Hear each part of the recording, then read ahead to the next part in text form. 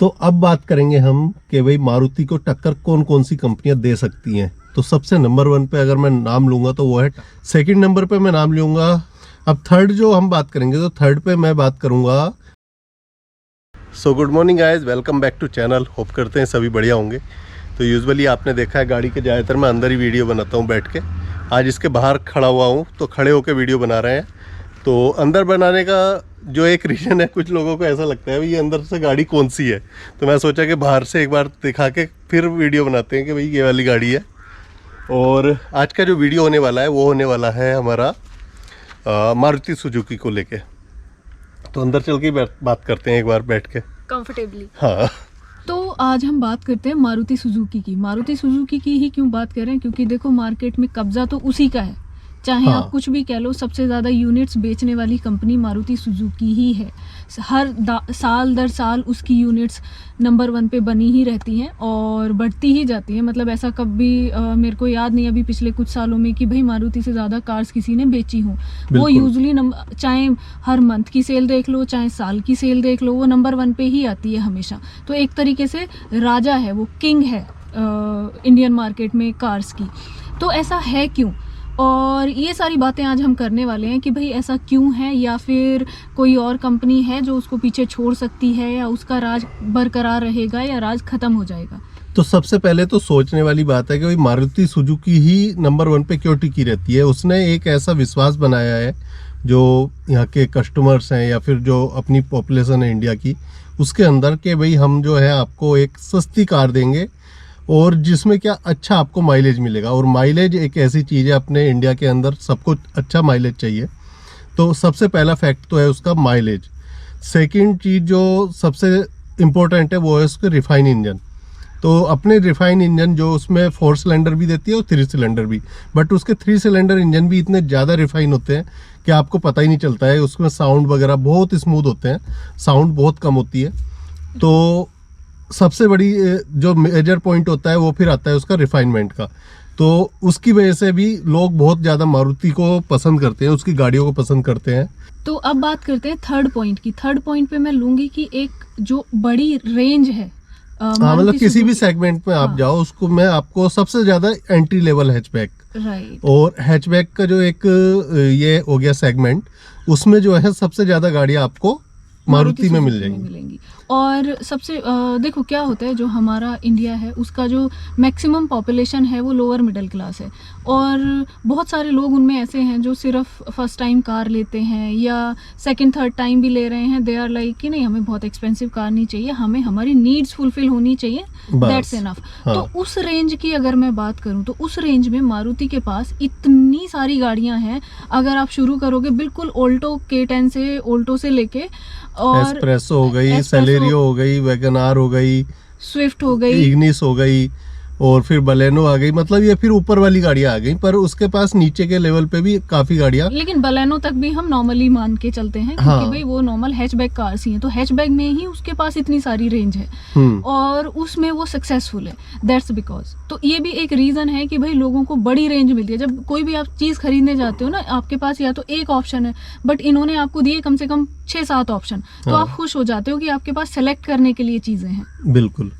अब जो फोर्थ जो बात करेंगे तो वो हम करेंगे इसकी जो सर्विस सेंटर्स हैं, वो काफ़ी अच्छे हैं। मतलब मैं ये नहीं कहूँगा कि सारे अच्छे हैं, कहीं ना कहीं प्रॉब्लम्स उसमें भी होती हैं, पर दूसरी कंपनी के अगर मुकाबले हम देखें तो इसमें आपको कम प्रॉब्लम मिलेंगी। और जो हर मतलब छोटे छोटे एरिया में आपको इसका सर्विस सेंटर मिल जाएगा, इसके मैकेनिक मिल जाएंगे। तो आपकी गाड़ी में कोई प्रॉब्लम होती है कहीं भी आप उसको इजीली रिपेयर करवा सकते हो। मतलब आप स्टक फील नहीं करते, एक छोटी से छोटी जगह में भी आपको सर्विस सेंटर मिल जाएगा। हाँ। तो अवेलेबिलिटी भी एक मेजर फैक्टर है। बिल्कुल।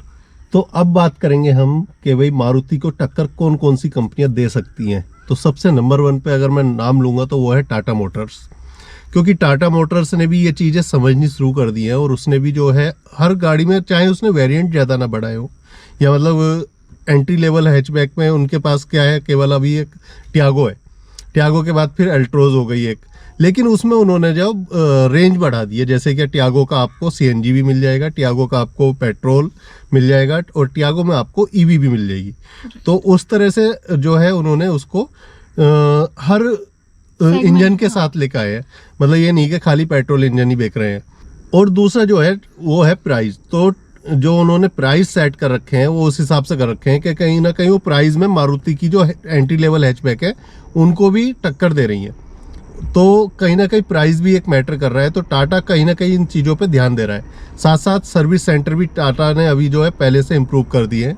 तो पिछले सालों के मुकाबले ना टाटा मोटर्स ने अभी सर्विस सेंटर भी काफ़ी इम्प्रूव कर दिया है और काफ़ी अच्छी सर्विस अभी उन्होंने देनी शुरू कर दी है। देखो 100% तो कोई भी करेक्ट नहीं होता, बट हाँ जहाँ जो हम देखते हैं, हमारे पास काफ़ी सालों से 2014 से हमारे पास टाटा की कार है, तो तब से लेके अब तक अगर हम देखें तो काफ़ी इम्प्रूवमेंट है सर्विस को लेके भी।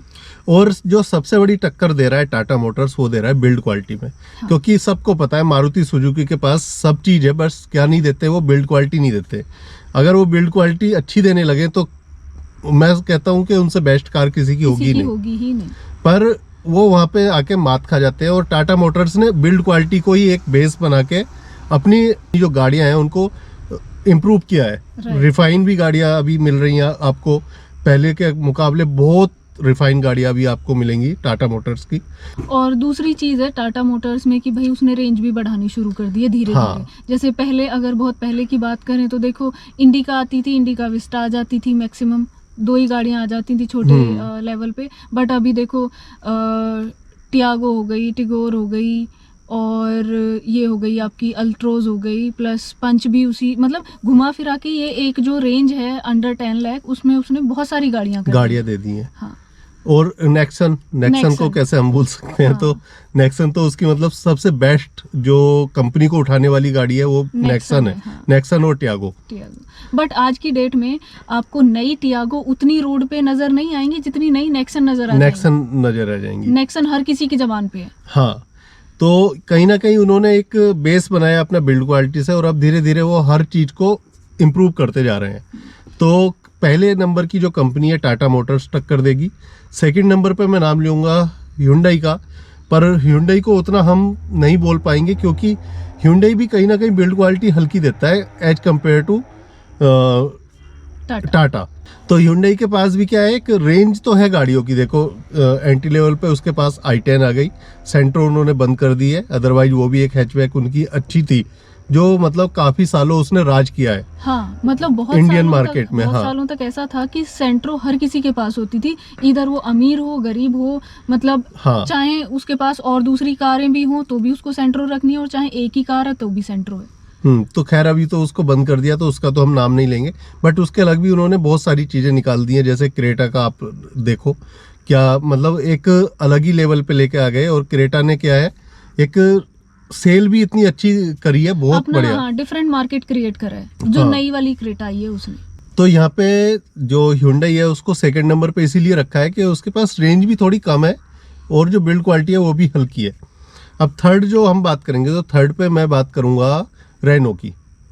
तो भाई रेनो ने भी क्या है, उसकी देखो एंट्री लेवल हैचबैक है, वो अभी तक एक ही चल रही है और सेल भी हो रही है, ऐसा नहीं है कि सेल नहीं हो रही है। क्विड, और उसमें उन्होंने बहुत सारे इंजन निकाल दिए। क्विड में भी मतलब उन्होंने क्विड क्लाइमर करके निकाल दी, उसमें मतलब बहुत सारे वेरिएंट्स उन्होंने चेंज करे हैं। और साथ के साथ उन्होंने बिल्ड क्वालिटी पे भी ध्यान दिया है। तो देखो क्विड तो है ही है, वो तो एंट्री लेवल हो गई, पर जो अच्छे धमाके किए हैं ना रेनो ने, वो किए हैं जैसे काइगर और ट्राइबर। ये दो जो कारें उसने निकाली है ना, बहुत सही निकाली है। मतलब ट्राइबर तो सीधा सीधा आप मान के चलो अर्टिगा को टक्कर देती है। रेंज कम है लेकिन हाँ बिल्ड क्वालिटी जो है रेनो वो अच्छी दे रहा है। हाँ। तो हम इसलिए उसको थर्ड नंबर पे रखेंगे। पर ये जो कंपनियां है ना, ये 3 कंपनियां मारुति को कहीं ना कहीं टक्कर देंगी इन फ्यूचर। हाँ, अगर इन्होंने ऐसे ही अपनी गाड़ियों के साथ में इम्प्रूवमेंट ऐसे ही आते रहे तो। और रेनो का तो मेरे को सरप्राइजिंग लगता है, रेनो को कोई डस्टर के अलावा जानता भी नहीं था। हाँ। वो धीरे धीरे कैसे आगे निकल रहा है पता भी नहीं चल रहा है। हाँ, सो गाइस एक टाइम पे मुझे ऐसा लग रहा है कि हाँ कहीं ना कहीं मारुति सुजुकी जो कमियां हैं उसकी उनको नहीं सुधारेगा, तो कहीं ना कहीं अपने जो एक वो किंग बना हुआ है, हाँ, मार्केट पे जो उसका कब्जा है, मार्केट पे किंग बना हुआ है, तो वो कहीं ना कहीं खो सकता है अगर इस तरह ही चलता रहा तो। सो गाइस होप करते हैं वीडियो आपको इन्फॉर्मेटिव लगा होगा। वीडियो अच्छा लगा हो तो लाइक और शेयर करके बताना, बाकी कमेंट भी कर देना। और अगर अभी तक सब्सक्राइब नहीं किया है चैनल को तो सब्सक्राइब कर लेना।